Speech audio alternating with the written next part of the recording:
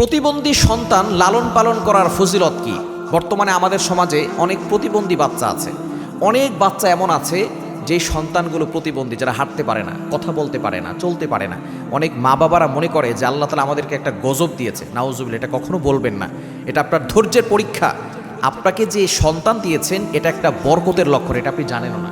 আপনাকে যে প্রতিবন্ধী সন্তান আল্লাহ দিয়েছেন এটা বড় একটা সওয়াব পাওয়ার একটা অন্যতম মাধ্যম।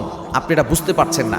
অনেকে হয়তো আপনাকে বাজে কথা বলবে, আপনার সন্তানটা এমন কেন, সে এরকমভাবে মানসিকভাবে ভারসাম্যহীন হয়ে পড়েছে কেন, হয়তো বাবা মা কোনো অপরাধ করেছে এই জন্য এরকম হয়েছে। খবরদার, যে যাই বলুক না কেন, যারা বলছে তারা গুনাহ করছে।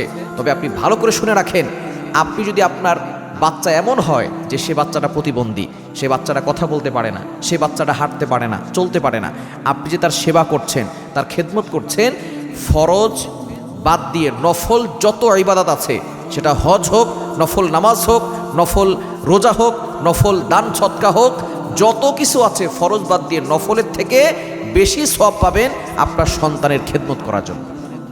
যদি কারো প্রতিবন্ধী সন্তান হয়, এই সন্তানের যদি লালন পালন করে, এই লালন পালনটা ফরজের পরে নফল যে বিষয়গুলো আছে, নফল হজের থেকেও বেশি সওয়াব হবে, নফল নামাজ পড়ার থেকেও বেশি সওয়াব হবে, তাহাজ্জুদের নামাজ থেকেও বেশি সওয়াব হবে যদি কোনো বাবা মা তার প্রতিবন্ধী সন্তানকে লালন পালন করে। এজন্য বাবা মা যারা, অনেকের এরকম প্রতিবন্ধী সন্তান হয়, তারা আপনারা আফসোস করবেন না।